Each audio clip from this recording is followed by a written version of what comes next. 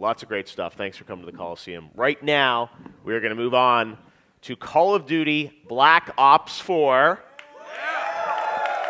Yes, I see many people with their Black Ops hats, so clearly you guys have probably already been to the booth, played it. We're going to talk about something that's not at the booth. We're going to talk about zombies.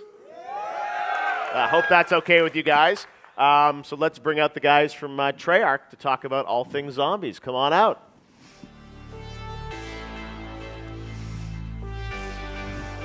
Hey guys.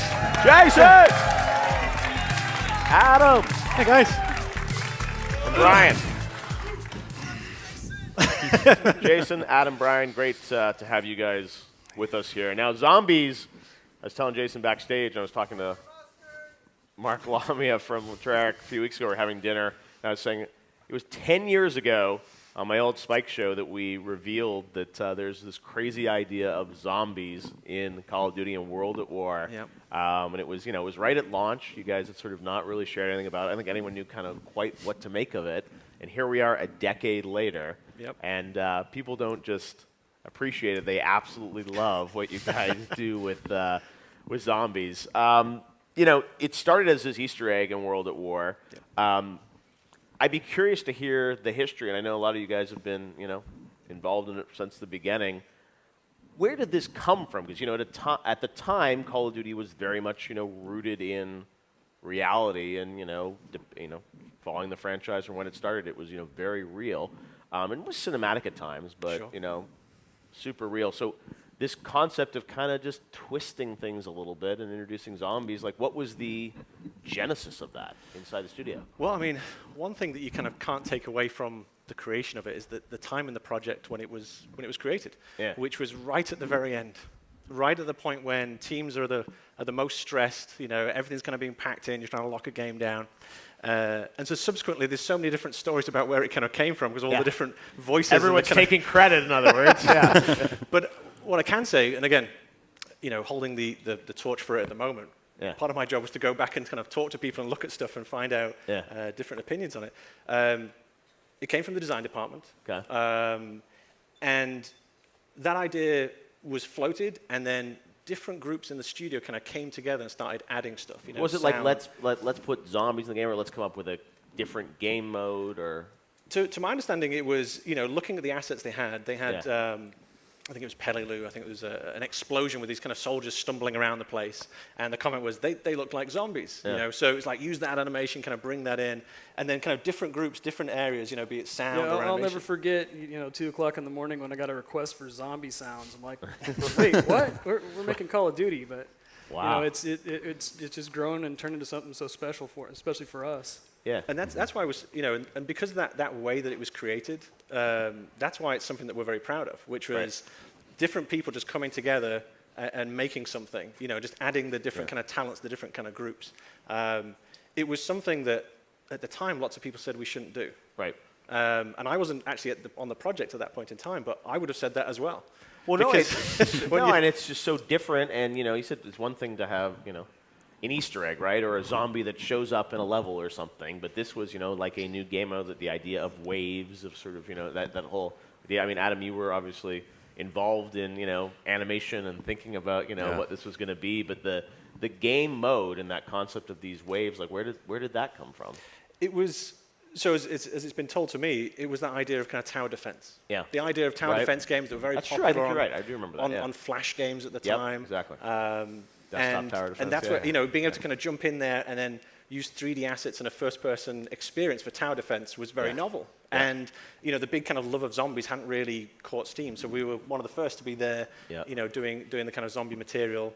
But it was so out of left field that the part of the conversation with Activision was, okay, you can put it in, but we're not going to promote this. We're not going to talk about this with anyone. And I think, to be honest, part of its success was due to that. Yep. Because then it became the kind of people's game. It was the people's mode. Rather than if we'd promoted it and marketed it. I remember it because we were doing an episode of a TV show, and I think it was like the week before launch or something, and then we just sort of hinted at this other thing, and I think everyone online was like, what are they talking about? Because you're right, it was pretty hidden. Like, how was it close to not happening? Absolutely. I mean, there was...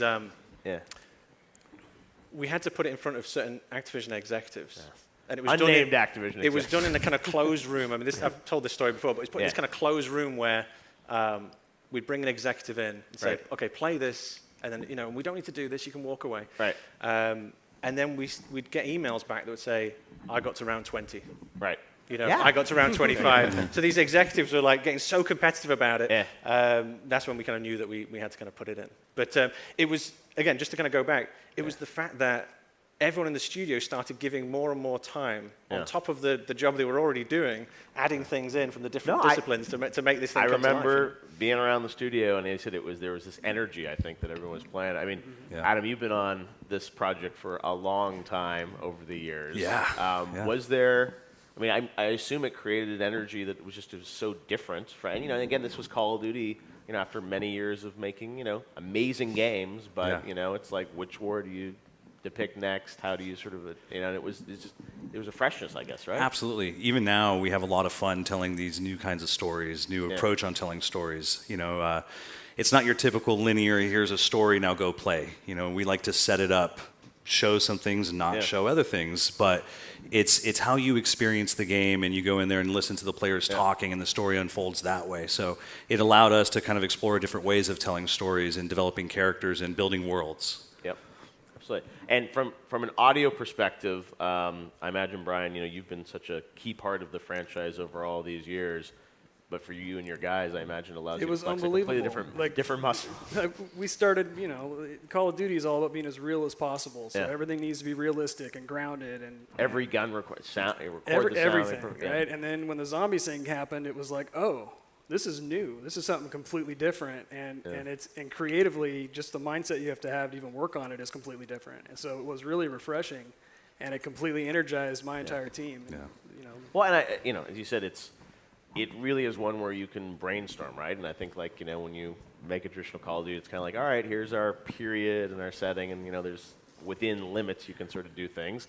Whereas zombies, I imagine you sort of have a blank slate in terms of where you're going to do, what it's going to be every year. And, sometimes I know it'll tie to the sort of fiction or time period of some of the games. Other times it's just completely divorced. Well, when it was first created, the characters didn't have any voices. Yeah. They were, and so the community kind of took it upon themselves to find the story in it, even though there was very kind of bare bones of what was there.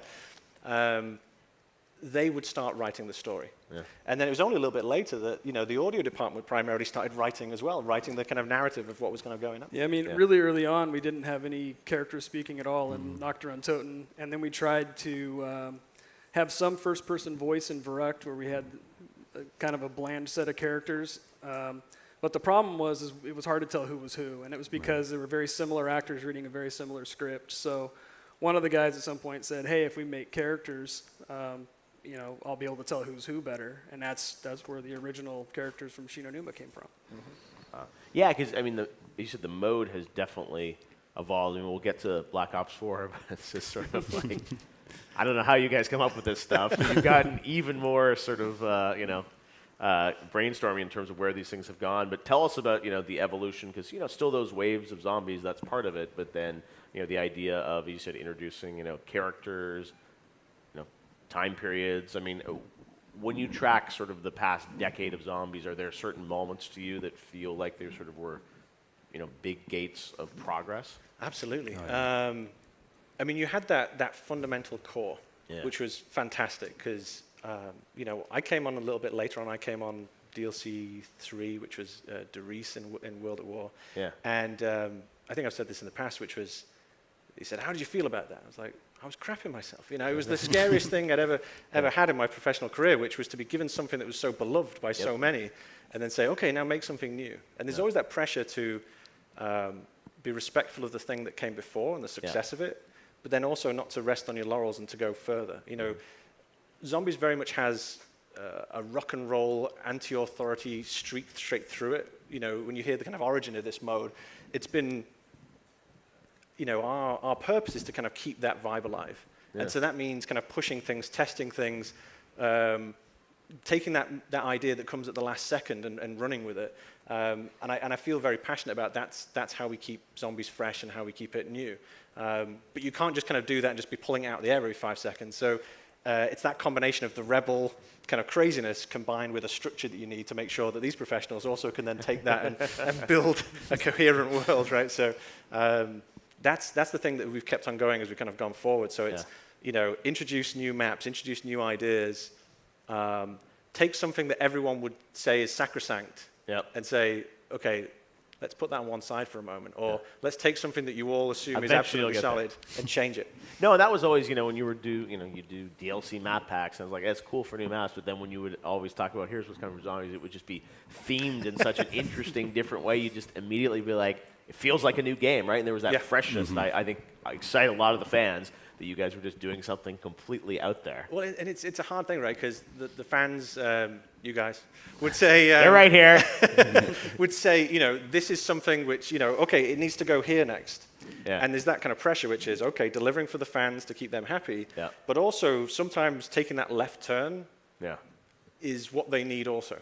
So that's the delicate balance between, not just trolling, but also looking to kind of change it, because that's how you, reinvent it for a new generation. Right? No, and that's part of the thing I think is the, continuity, because you guys have definitely gone in a bunch of different directions with it, and it's fresh, but also, as you said, people have favorites, and like, what happened to these characters, or, what, go back to this setting. Adam, from, your perspective in the animation team, I imagine, whenever these ideas get dreamed up, it allows you guys to sort of think of completely different environments. I mean, is that sort of the zombies what everyone wants to work on, because it's so I do. I love it. And what's fun for me is right next door is Craig's office. Yeah. So when Jason and Craig come out of there full of energy, I'm like, all right, what are we doing? Yeah. Let us know. Come on. And then as soon as he tells us, the animation team, we just love to go and just start to create, come up with ideas, talk with Jason, try to refine these ideas, and we're just so full of energy and excitement because it's so fantastical and full of wonder, and we get to try new techniques and new approaches to storytelling. It's just, it's a blast. And audio-wise, as Jason said, very much, kind of rock and roll, anti-establishment, so allows you guys to definitely flex a very different muscle, too. Yeah, absolutely. I mean, there's just so many varied experiences across all of our maps going back to the beginning, and it's always this new challenge. Like, how are we going to do the moon, right? There's no sound there. So it's creatively really empowering to work on. Yeah. Are there any ideas that you sort of prototype or concepts that you sort of go down the path and you're like, yeah, this isn't working, or too far? I mean, I'm sure you put it back on the shelf, but are there sort of the lost zombies, Yeah, maps or ideas? I mean, so zombies, coming from the beginning, right? Zombies comes from the spare bits left over. Yeah. Right? And so that's always been in our kind of DNA when we look at zombies. So if we try and do something, and maybe it doesn't work out this project, it gets put aside and then comes back. There was a DLC for World at War that never made it. Well, you look at the kind of maps in Black Ops 1, and that was the leftover bits from the DLC 4 that was never made. So sometimes we'll try an idea, sometimes it doesn't come through. Yeah. Or more the case nowadays is that we'll have more ideas than we can actually execute in the time period. Yeah. So we just say, okay, let's hold them, and then let's come back to them a little bit later on. A lot of great ideas. Yeah. Well, yeah, and there have been some insane, maps over the years, the moon, other crazy things. Do you guys have any favorites out of the 10 years of ones that you sort of personally, speak to you personally, each of you guys? Shinonuma for me, just because it was the Ultimus crew, and we introduced them for the first time. And if you look back, I think that map's a little underrated. It actually plays really well, but also a lot of the things in that map grew into what we have today. Yeah. So I always look back, I got excited when we remastered it recently. So I'm like, I get to go back to the beginning of the characters here, which is cool. Yeah, I agree. The audio on that just blew my mind. Like, I loved zombies before that, but I remember playing in that hut where you start off and you're looking out the windows and you could just hear the zombies creeping up. It drew me in. I love that map. Yeah. I'm biased, so I'm going to say Mob of the Dead. Yeah. You're into that. That's just a shameless plug for Blood of the Dead right there. But for me it was, and again, one of those maps where we get to take a left turn and try something different. Yeah. And every time you do that, you never know what's going to kind of stick and what's going to work. And I just felt really happy that we got the vibe, and it was one of the first ones where we all went out on location. So we all went down to San Francisco and recorded and captured all the textures and all this kind of fun stuff. So I felt like all the components were working in kind of tandem and kind of telling that story. Yeah. And that movie was a lot of fun to make too. Yeah, the movie as well. Yeah. Black and white, and a lot of fun.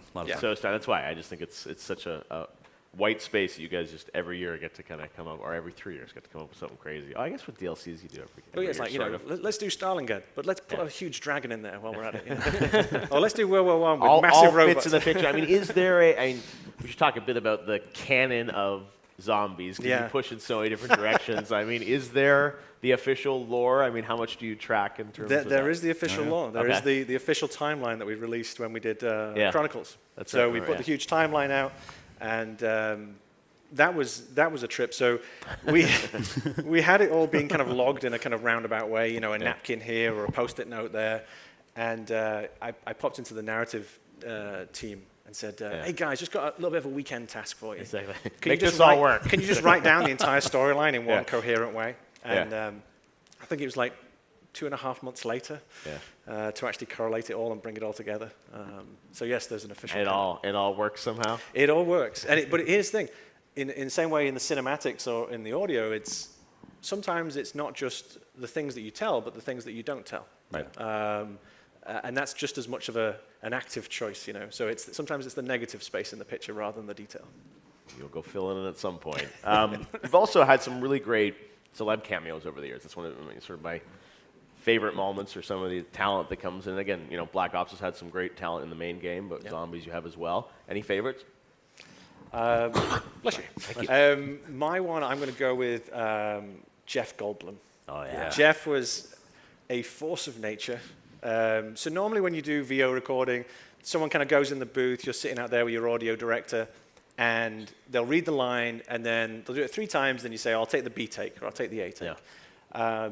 Jeff came in, and we just let it run. Yeah. Because he would, you know, he'd just kind of warm in and he'd be like, yes, well, yes, the shield is quicker than the eye, and just kind of do it like a couple of times, right?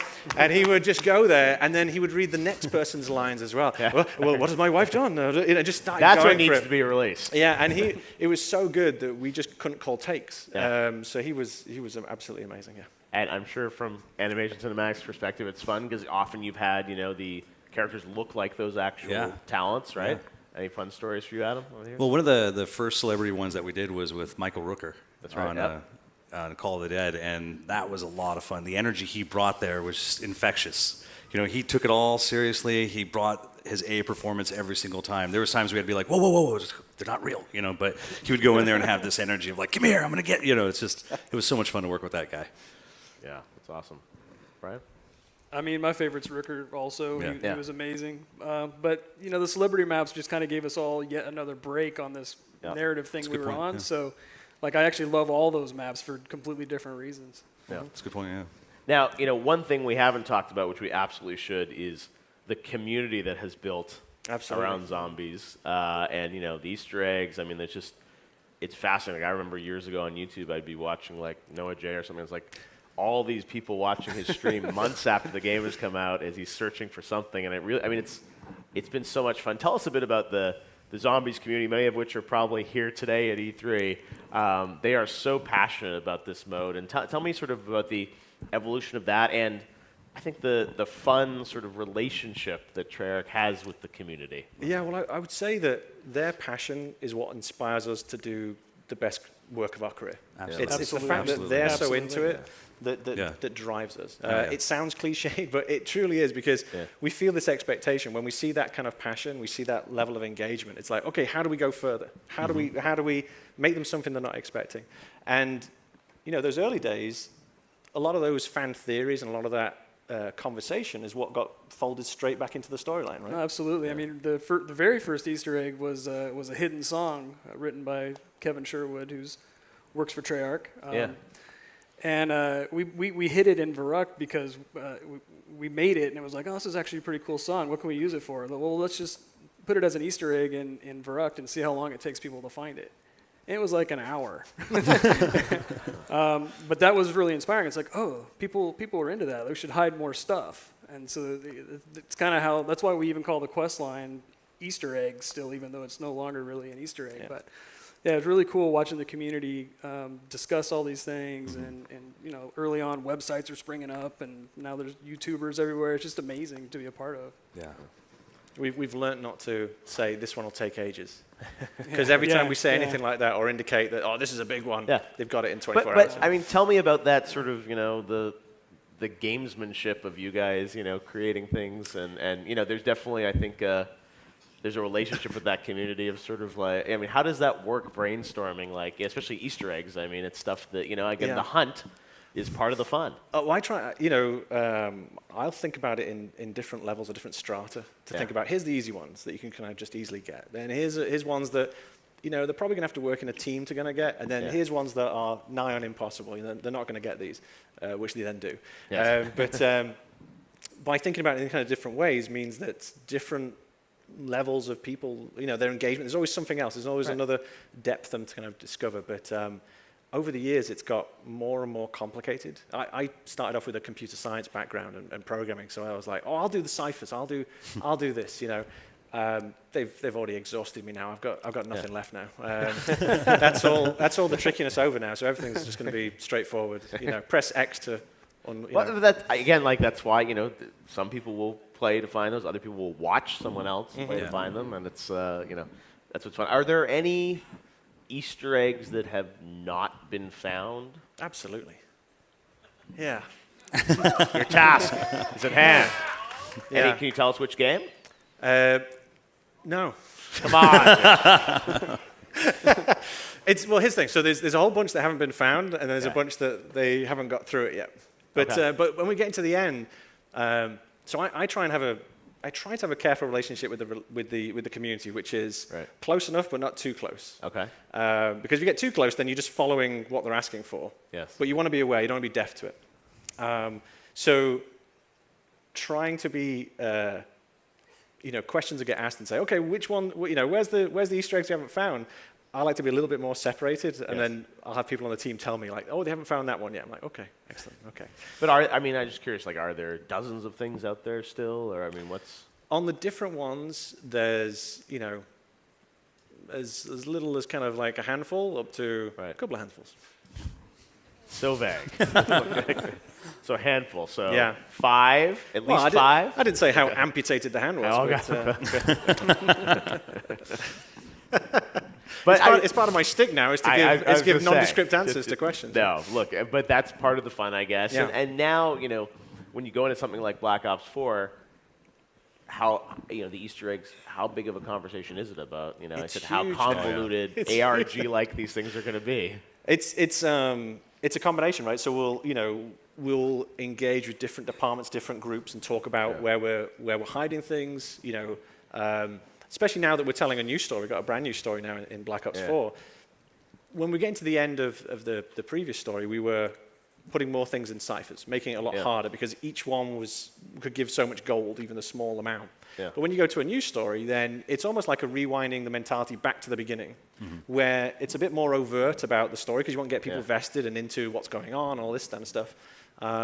So the mentality has changed as well. Yeah. Well, something like a Blood of the Dead, so forth. You can go a little bit more hardcore because there's fans who will be really wanting to know the smallest little bit. So kind of combining it and talking about different techniques, whether it be in an animation or be it a sound Easter egg. And sound, being there from the very beginning, has a very special place in my heart. The kind of sound Easter eggs or the audio ones, because that's where they first came from. Those ideas of those recordings, hidden, that you press X on something that we wouldn't tell you, and then some audio log would play. Going into the new story, I like the idea that we kind of roll back to that mentality again. Yeah, no, it's amazing what you guys have built over the years. Black Ops 4, let's talk a bit about that, because the big reveal on May 17th, you definitely revealed a lot earlier than I think you ever have, right? Yes. On Zombies. It was a massive reveal of all the modes of Black Ops 4. But tell me, the team approaching this, 3-year dev cycle. When you start out, on this new cycle a couple years ago on Black Ops 4 Zombies, what was the original vision? What did you guys want to accomplish in this game? I think the big thing that we were going after was starting a new story. Yeah. We've been telling the previous story for 10 years, and there was so much creativity in the team. And we've been blessed with the large majority of the team who are here today were there 10 years ago. When we did Chronicles, for example, most of the people who made those maps were making them again for the remaster. And that's why, when Brian's talking about, the joy of going back for the sound, the designers were doing that as well, kind of going back and scripting stuff as well. So the idea's building up, and you're like, okay, could we jam this into the other storyline? Sure, we could. Yeah. But we kind of know where we want to go with that. And so very early on, it was like, let's not keep jamming stuff into a storyline where we know how we want to finish it and where we want to bring it to. Yeah. Let's start this new story. But then that's all scary, because now you're starting something that the audience doesn't know, you're going to reveal for the first time. But that fear and that excitement is what drives the team. That's what made Zombies in the first place so exciting. It was this feeling of, who knows? So taking all the things that the community had taught us and being able to start a new story with new mechanics and new ideas, that's what's driving us. That's what's keeping it exciting. That's what's keeping it fresh. And that's what's kind of keeping the team alive and excited. So on like a 3-year dev cycle like this, the Zombies always sort of have a similar cadence in terms of when you come up with the idea and execute it. I mean, you're obviously doing a lot here, so that is. I don't know, I guess I'm wondering about the evolution of the Zombies mode within sort of a 3-year cycle and prototyping it, because obviously some of it is building off of what the team is doing on the main game too, in terms of systems and technology and everything. So you sort of have to ramp up with the main game in some ways, right? Yeah, I mean, it's definitely like an asset sharing. So for instance, like the weapons, the multiplayer pretty much dictates the weapon selection we're going to have for the map. And then we'll highlight a handful of them and say, these are the special weapons, or these are the wonder weapons, or whatever that's going to be. But then, because the Zombies mode has grown so much, it's turned to a point now where it has its own kind of feature list, where we're talking about its own game. Yeah, so it's before it was just like, hey, what bits do you have left over? Can we borrow some? And now it's kind of like, we want this. There you go. So, and I think even probably animation-wise, I mean, you get we saw from the reveal. I mean, massive cutscenes, new content, and I mean, this is for New the team, characters. I'm sure, is a huge part of what you guys do every year now. Absolutely. As a matter of fact, we were reviewing something before we came over here. Tell us more. wait. Cut his mic. Yeah. But no, but like this new crew, these new 4 are very interesting characters, and we're very excited to explore them and grow them and help them come to life and reveal more about them over time. But to me, that's very exciting, because we want to explore new stories, we want to explore new ways to tell stories or what not to tell, and. Why'd you point at me when you said that? Well, because we like to go, in the animation department, we like to go crazy. And Jason has to come in and tell us, whoa, hold on. I killed the fun. That's what he's saying. No, not at all. No. The collaboration is great, but us as animators love to just see how far we can take that. And then working with Jason and other departments, we start to wrangle that in, even complementing it with the music. We partner up very early on, and how do these scenes and the audio work together? I mean, it's a real collaborative effort, and through that, it makes it a lot of fun, and we're all working together and getting the different departments and disciplines talking about things. Like, there's things that the audio guys have brought up that I thought, wow, that's a really great idea, and we would incorporate into our scenes and just keep growing the ideas together. It's really a lot of fun. Yeah, wow. like the music videos, right? That was something, the hidden track in the beginning.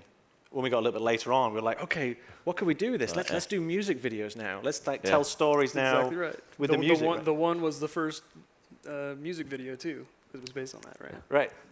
So that cool. idea of like, okay, let's take the lyrics, and then the imagery that we marry with it can then tell the community new things, right? Mm-hmm. All the way to the point where you get to, where are we going, right? Where we were like selling this kind of creepy vibe and a very different song, very different kind of performance. So again, using the kind of different disciplines, different groups to tell stories, and that's really the kind of key to it. Right? And like I was saying earlier, what I like about it too, it's our stories aren't just about the movies anymore. It's about how much you want to engage with the story. The more you interact with it and hearing the characters talking to each other, like what did they just say? And depending on what your combo is, you get more information. And I really love developing that and working that story out. I think what's cool about it is if you want the story, you have to go find it. Yeah. And if you just want to slay the undead, it's all there for you. And now, so much variety too, right? 3 adventures on launch day. Yep.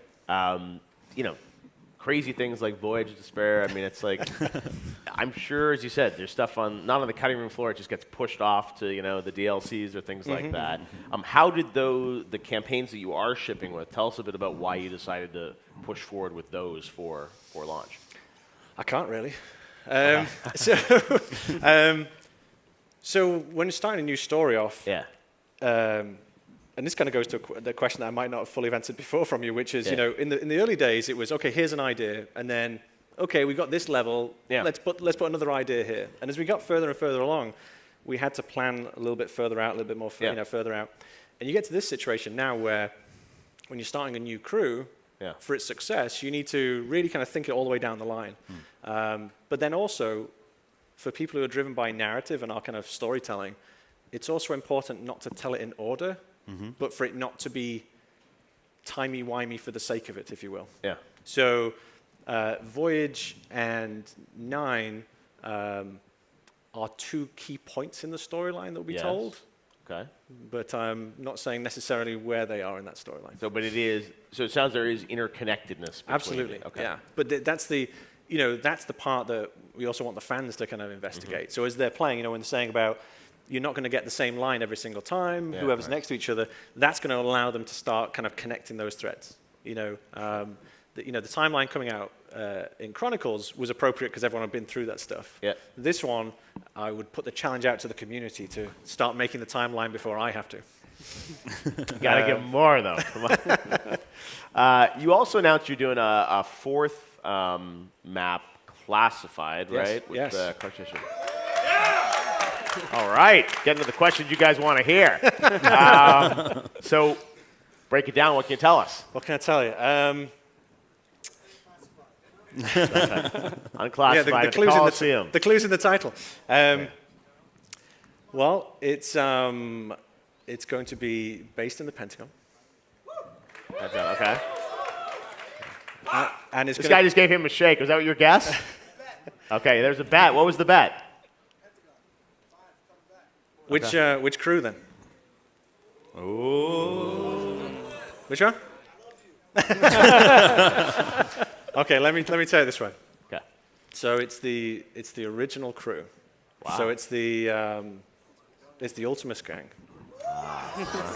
So Black Ops 4 is going to have our Primus crew in there, Yeah. and then also our Ultimus crew and our new gang as well. Wow.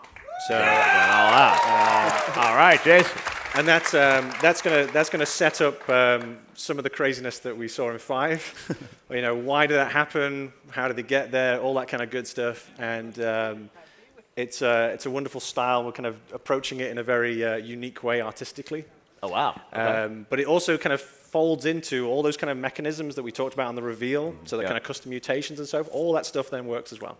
So every map that we're doing all works with the challenger system and so forth. So not only is it a kind of brand new take on that part of the storyline, and Yeah. obviously a joy to go back and update it and modernize it, Yeah. but it's a new part in the story also.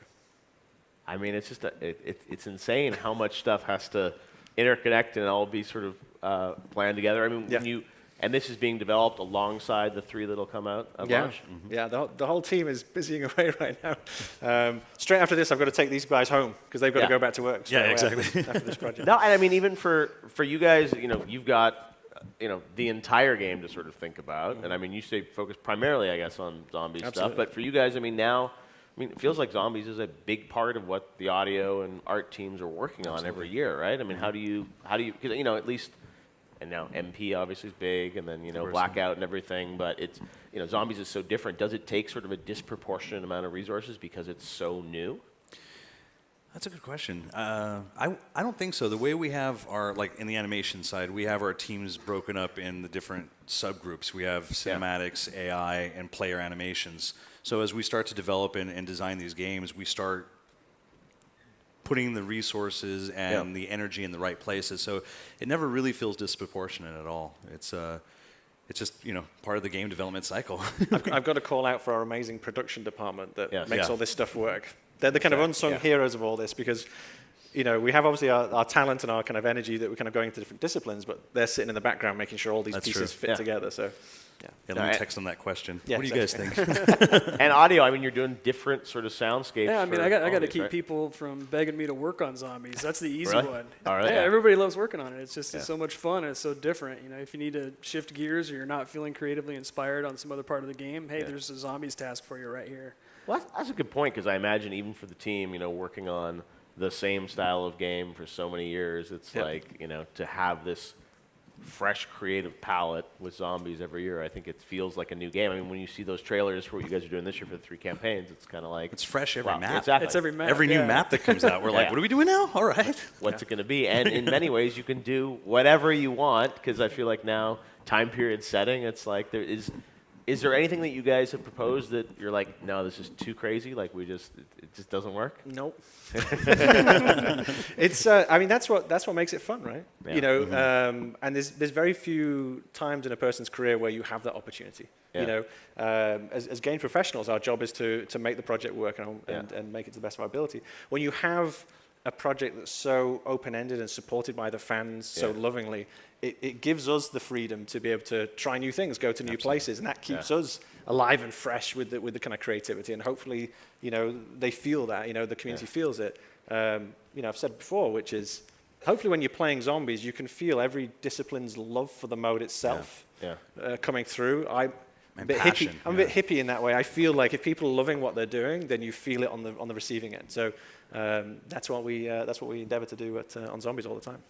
Well, speaking of the community, I know we've got I think we've got a video question from a Facebook fan over at the E3 Hall that wanted to ask you something about that. So we want to take a look now at the video question from a fan on Facebook. So my question is basically, will any of the previous Zombies lore tie in to the new game? Any of the story continuation or even references to the existing lore, since it was such a great story? A wonderful question. Yes, that'll be tied into Blood of the Dead. Okay, that's so right, Blood of the Dead carries on that story. That was easy. I got It's away okay. with that one. I thought that was going to be a hard one. With a whole map of theories, and like asking you to confirm X, Y, and Z on the timeline. Yeah, Blood is. I won't say anything more on where that fits in, but it's. Yes, it's carrying on that story. Yeah. Awesome. All right, I think we have another one. Second question from a fan over at the Convention Center. Hi, I was wondering if you ever see yourself introducing zombies into the Battle Royale mode as something that might distinguish you from other games that are coming out with Battle Royale modes. All right, get some Blackout scoop. Here we go. Don't tell Vaughn. I would. I'm going to use my catch-all answer, which is never say never. Yes. I think when they revealed Black, I mean, he was sort of saying pretty much everything in the world of Black Ops somehow will factor into. Well, yeah, I mean, somehow, the kind right? of, you know, obviously our characters, and we showed that on our reveal. Yeah. You know, locations may also make an appearance there. So there's already kind of a certain level of it, but you know, who knows how that goes, right? Are you? I mean, how involved are you in sort of? I mean, Blackout. Like, obviously, you got a lot to do, but that's something that we're actually staying focused all on our dedicated zombie side. We have dedicated teams for each one of these things. So the maps we're doing for launch, which obviously there's 4 maps there, you know, plus a DLC season coming down the road. We got more than enough to focus on in that. There's a lot there. Yeah. Now I'm sure you know everyone's wondering when we're going to get more on this. It was cool, you know, in May to get details on these campaigns earlier than ever before. Traditionally, I think you guys have held for kind of Comic-Con or summertime to sort of start to share about zombies or later. Yeah, forget what you know. What? There's my marketing line. Any teases you can sort of tell us about, you know, when we'll hear more or the next sort of phase of information on zombies? So the next time we'll be talking, we'll be at Comic-Con. Okay. So we're going to go to Comic-Con, be chatting there. Yeah. But because we knew we were going to come along today and have the chat with you, there's a couple extra little things that I thought I'd talk about. You guys into that? Pays to stick around until the end of the panel. So we talked about maps, and we mentioned that, and obviously introduced the new storyline. And we talked about, I think, custom mutations. We talked about that a little bit. I thought I'd mention a couple of new mechanics or twists on mechanics that the audience might find interesting. So for the first time, we're going to give a choice for your starting weapon. So you get to select your starting weapon before you start the map. You'll also be able to select your own special equipment as well to kind of go into the map before you start. For everything. Wow. And then you'll also be able to select your special weapon, which you'll be able to upgrade and move through as you're kind of playing the game. And then as a final point, you'll also be able to choose your, what we're calling perk vapors of which there'll be over 10 different kind of perk variables, and you'll be able to assign them into the world. So rather than having your kind of perk machines just kind of static and staying there, now players will be able to kind of choose what combination of things and how to set it up into the map to change the way the map is played and what abilities and skills they can then have. Wow. So there's a couple of mechanics there. I was going to say, so this is definitely... That's an exclusive for you there. Thank you very much. I appreciate it. You know, I like those.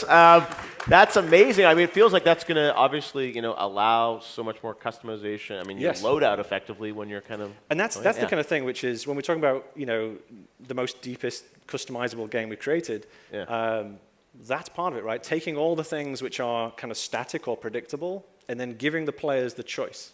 So not only the choice for me as an individual, but if we're playing together, what's the combination of things that we're taking? And that's part of the strategy you're taking to defeat a map or get an advantage on a map as well.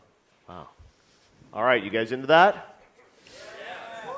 All right, well, we will see more, it sounds like, at Comic-Con about that. And got to say, an incredible reveal for Black Ops 4. I know how hard everyone at Treyarch worked to, put all that content together, an hour of stuff. And, we don't even know that much about Blackout yet. I saw Vaughn and Bunting the other day on the YouTube show, and they're like, no more hints. But I think they talked about ballistics of weapons and how, but that was about all we got. So it's amazing to see what you guys are putting together, and we can't wait to see more and play it this October. Give it up to the guys from Treyarch. Thank you. Black Ops 4.